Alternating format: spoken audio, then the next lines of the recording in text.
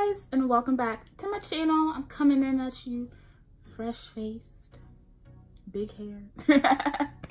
Nah, I plan on going to the gym in a little bit, so I was not about to put on some makeup because I just had to take it right back off.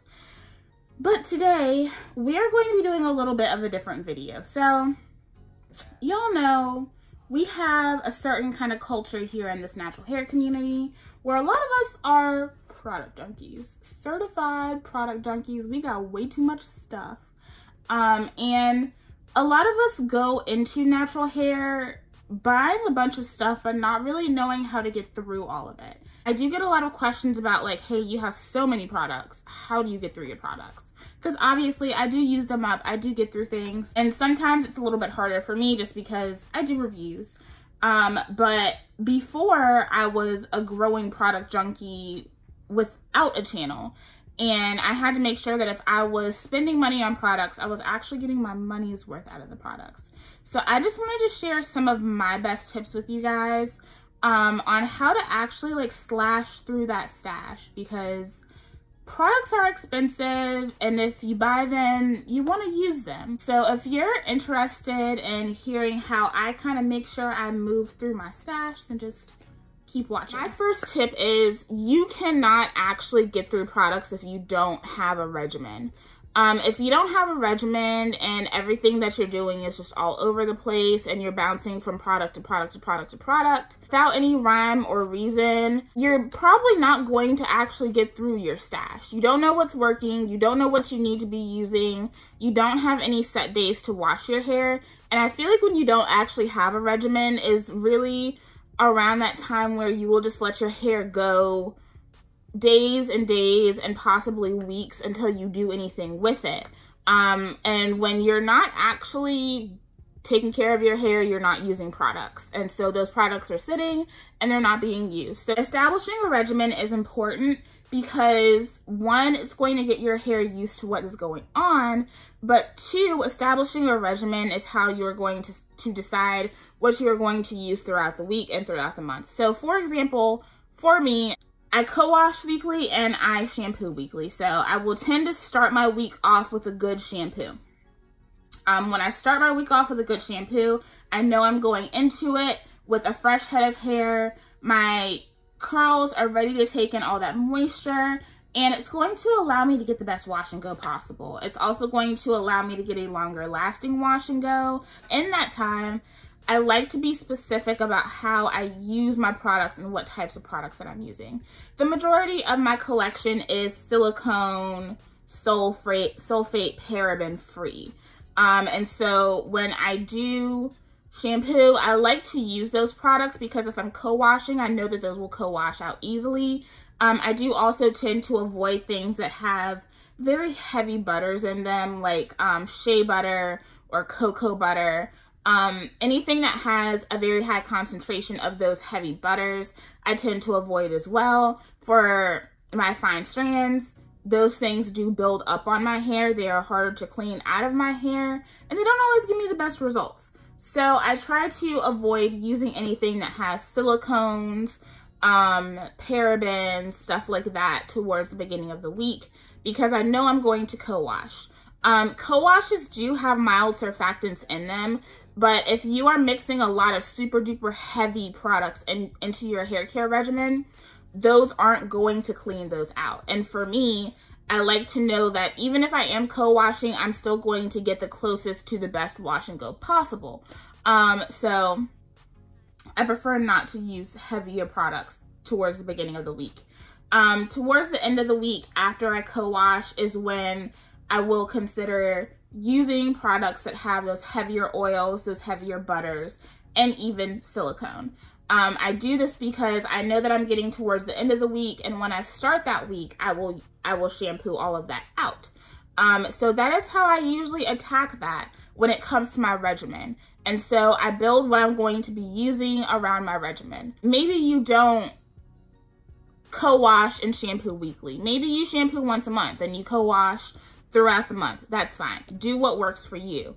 But set those products around what you do within that month. So that's usually how I try to implement different types of products. I am very aware of what I'm putting in my hair and when I am putting it into my hair. That just allows me to actually like get through everything and cycle through stuff. Another tip that is very important when you're trying to work through your stash: know when you bought things, know what's running out. So for example, I may have a lot of products, but I know when I bought something, I know what is older and what is newer. And at some point I will try to focus on getting through those products that I know are a little bit older. Maybe they're not about to expire, but I know that I want to get as much use out of them as possible. So I will continue to put those to use. So especially for me, before I was doing YouTube, whenever I knew that I had like stylers, especially in leave-ins that were kind of on the cusp of being done, I would just go ahead, pull those out, put them in a basket, and I would just go ahead and plan on when I would use those and plan that out. So for example, this is my about to be out the door basket. So these are all things that are on their last leg. I know that I need to prioritize them and I need to be using them on my off days. So like this last little bit of Camille Rose, this last little bit of Eco, these last two little bits of Shea Moisture. Y'all know I don't use Shea Moisture anymore. I have a leave-in that I've been holding on to because I love it so much, and she doesn't make these anymore. And this is from Alafia. It's a curl activating cream. I need to try it out and actually see how I like it. And then also a product that I haven't really been able to get to work for me. This is the Even Body Works Natural Curling Jelly. But it's like down to here. So I only have a couple more uses of it. It'll be done, and then I more than likely won't buy it again. But this is how I put aside all the things that I know are actually on the verge of going out. So I think it is important to do that. If you know that something is getting ready to expire, you don't have that much of it. Sometimes these products that have like that last little bit in the jar kind of get lost within your stash. I know it's that way for me. I'll have things that are right down to the last itty bitty nubs and I forget about them, and then I'm like, okay, I could have been like finished this, you know. So these are all things that I have been prioritizing to use on my off days. I'm probably going to use this on my next off day, and then kind of go from there. And then my last tip, I think this is the best tip if you are just somebody that has a lot of products, you're trying to put everything to use, but you don't know how. The best thing I ever started doing when I was not, filming and product reviewing was actually putting aside one set selection of products to use until they were empty. I think that that is kind of one of the best things to do. This way, you're not confused with what's open and what's not. The things that you know you're not going to be using for that period of time, you can keep them closed, keep them sealed, and in a nice, dark, cool place until you're ready to use them. So I'm just going to show you just a little mock-up of how I would do that in terms of pulling those products to the side and deciding like, okay, these are my things for the month. So first things first is shampoos. I like to have a moisturizing shampoo and a clarifying shampoo. So for example, this Main Choice Heavenly Halo shampoo, this is super duper moisturizing. It lathers, it does cleanse, but it does give a lot of moisture to the hair. My clarifier would be this TGIN Miracle Repair Moisturizing Shampoo. And even though this one doesn't have like a sulfate or anything in it, it has that sodium C1416 olefin sulfonate in there. And this formulation I find to be extremely clarifying. Like if you were not prepared to condition your hair, you are going to be shook when you use this stuff. I find this to be clarifying. So this is what I would use toward the end of the month once I know it's time for me to like go ahead and get all that buildup off. So even though I do shampoo like once a week, I usually use a good clarifier once a month just to make sure I'm getting everything off. Because just because it's natural don't mean it ain't gonna coat your hair. And just because it's natural don't mean that it ain't gonna cause buildup. We gotta remember that. So I do like to make sure that I have a good clarifier. So these would be all that I would need for a few months. you know, 2-3 months, just knocking these out, and that would be good for me. So a moisturizing shampoo and a clarifying shampoo to use at the end of the month. You don't have to over clarify your hair. I think it's just important to have it because buildup happens. Sometimes you just don't see it coming and you need to be ready for it, you know? And then I typically don't really cycle through co-washes the way I do cycle through shampoos. It's summertime, so I would typically go towards my As I Am Dry and Itchy Scalp co-wash. As I Am co-washes really do give a nice clean to the hair, even though they are conditioning. They leave the hair shiny and soft. They detangle. They add extra moisture. And this one does have medicated ingredients in them. So if you struggle with your scalp, this is a great one to have for summer. So if I was picking out a perfect summer routine, this would be in it. Pretty sure I showed this in my summer products video. I'll link that because I'm absolutely positive that I showed this. But I don't usually really like get picky when it comes to my co-washes unless I happen to have a co-wash that does not have some type of mild surfactant in it the way that this one does. And then on to deep conditioners. So for me, I like Protein Moisture Balance. If you have a deep conditioner that you like to use once a week that has a good mixture of moisture and protein, then you can just use that. If you want to switch off, then just be mindful of how you're switching those things off. So, for example, most weeks, I would just use the Minoy Moisture Slip Deep Conditioning Fertilizing Dip. So I would use this, you know, once a week. And then around like that midpoint, so maybe like once a month, I would add in some good protein. A good one is the TGIN Miracle Repair Curl Protein Reconstructor. Right there. So if I want to cycle off with deep conditioners in terms of the moisture and the protein, that is how I would do it. And then let's talk leave-in conditioners. So usually my leave-ins are kind of where silicone may come in. Sometimes with the deep conditioner, I'll have some silicone in there. So I have two here. One is silicone free and the other is not. So I have the TGIN Green Tea Super Moist Leave-In Conditioner. This is a great one just to impart some extra moisture. And then I also have the Cream of Nature Coconut Milk Curl Repair Leave-In. So this is actually a really good leave-in. It's really nice. I just haven't done a review on it. So yeah, so I would usually cycle between ones that have cones and ones that don't.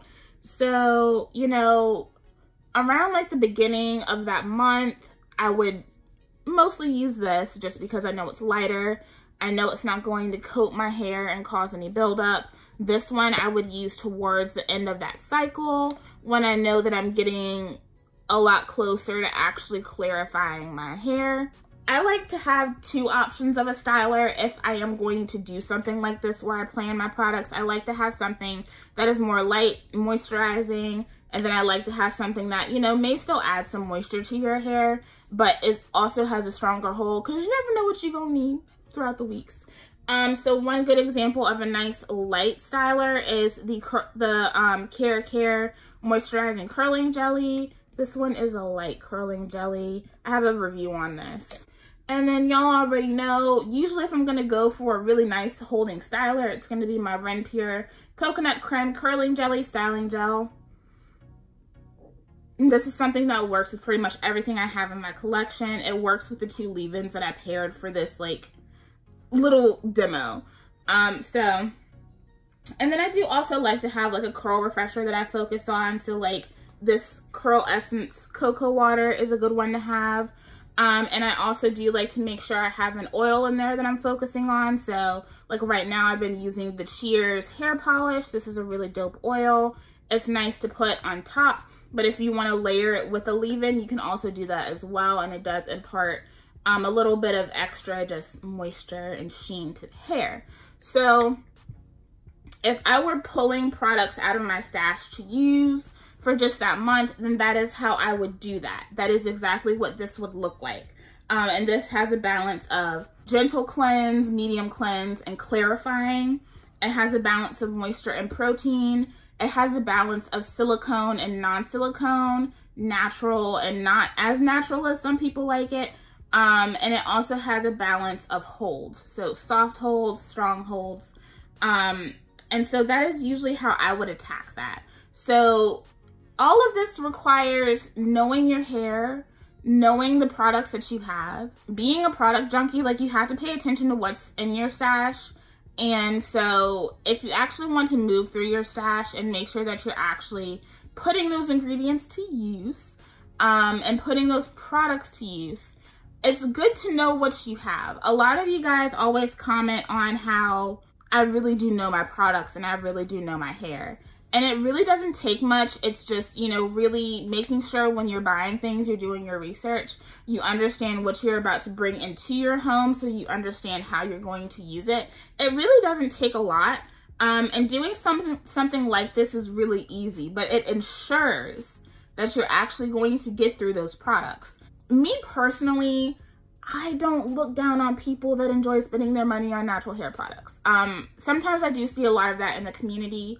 And honestly, I feel like as long as you're using your stuff, no one has the right to criticize how you spend your money, and what you spend it on. As long as you can pay your bills, do what you need to do, and you're actually using your products and whatever.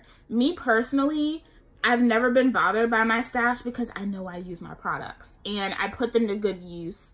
And if I ever have anything that I know I'm not going to use, I just give it to a friend, you know? So that's always like the last resort. If you have something, maybe you used it and you ain't like it and you know you're not going to use it, give it to a friend that you know will love it. I know some people like sell their items on Depop and stuff like that. I would just rather give it to somebody that I know like may not be able to go out and get natural hair products all the time.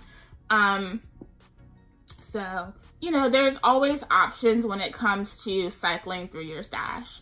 But yeah, just really navigating this natural hair journey, it doesn't really have to be that hard.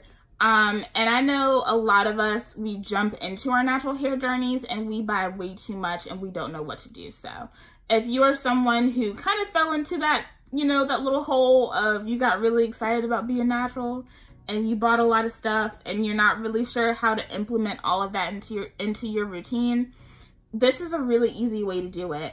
That's it for today's video. I really wanted to just come in and make a video that's kind of like not anti-product junkie, but just helping out a fellow product junkie, because I talk about a lot of products here and the stash is great, the stash is cool, but if I am going to contribute to this nature and lifestyle, I do want to make sure that I am also putting out good, healthy practices to you guys. I don't want this to just be a channel where, you know, I just make it seem like we spend and we don't use. I want you guys to actually have effective tools to use at the things that you're purchasing. And if you have any tips for, you know, your fellow product junkies, leave them in the comment section below. Of course, I would love it if you leave me a little like. And I would also love it if you subscribe, become a member of the fam, and I'll see y'all in the next video. Bye.